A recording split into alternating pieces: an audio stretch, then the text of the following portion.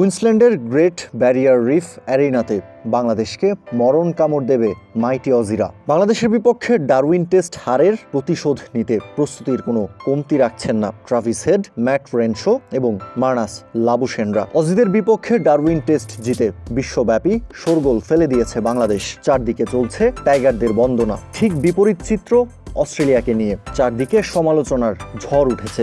বলা যায় দেয়ালে পিঠ ঠেকে গেছে প্যাট কামিন্সের দলের। তাই তো এবার ম্যাকাইতে প্রতিশোধের আগুনে জ্বলছে অজিরা। বাংলাদেশের বিপক্ষে প্রথম টেস্ট ম্যাচটা হেরে নিজেদের স্কোয়াডে পরিবর্তন আনতে বাধ্য হয়েছে অস্ট্রেলিয়া। ওপেনার জ্যাক ওয়েদারাল্ডকে বাদ দিয়ে স্কোয়াডে অন্তর্ভুক্ত করা হয়েছে ম্যাট রেনশকে।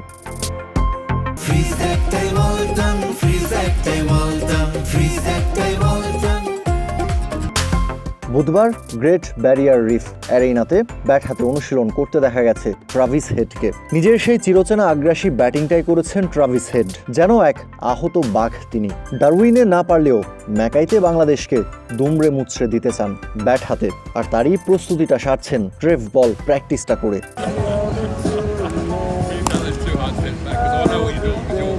এদিকে গান বাজিয়েও হারের ক্ষত আড়াল করতে পারছে না অজিরা। হ্যাঁ, ঠিকই শুনছেন, ম্যাকাইতে যখন ট্রাভিস হেডরা অনুশীলন করছিলেন তখন ব্যাকগ্রাউন্ড থেকে ভেসে আসছিল কোনো একটা গানের সুর। অর্থাৎ ডারউইন টেস্ট হারের ক্ষতটা লুকিয়ে রাখতেই যেন গান বাজনায় খানিকটা মনোযোগ দিয়েছে অজি টিম ম্যানেজমেন্ট। কিন্তু তাতেও লাভটা হচ্ছে না। Travis head, Alex Carey, Marnus লাবুশানে সবার চোখে মুখেই ডারউইন টেস্ট হারের ক্ষত স্পষ্ট হয়ে আছে। অথচ ঠিকের বিপরীত চিত্র বাংলাদেশ শিবিরে। গতকাল প্রায় 14 ঘন্টা জার্নি করে ডারউইন থেকে ম্যাকাইতে এসে পৌঁছেছে বাংলাদেশ দল। তাই তো বুধবার ব্যাটে বলে অনুশীলন করেনি নাজমুল শান্তর দল। কিন্তু ম্যাকাইয়ের কন্ডিশন এবং আবহাওয়াটা বুঝতে এদিন জিম সেশন করেছে টাইগাররা। ক্যাপ্টেন নাজমুল শান্তর নেতৃত্বে জিম সেশনে এসে যোগ দিয়েছিলেন মেহেদী হাসান মিরাজ, মুশফিকুর রহিম, তানজিদ তামিম, হাসান মাহমুদ, শরীফুল ইসলাম, ইবাদত হোসেন সহ দলের আরও বেশ কিছু ক্রিকেটার। দ্বিতীয় টেস্টের আগে বেশ ফুরফুরে মেজাজেই আছে বাংলাদেশ দল, কেননা মনস্তাত্ত্বিকভাবে অনেকটা ব্যাকফুটে রয়েছে অজিরা।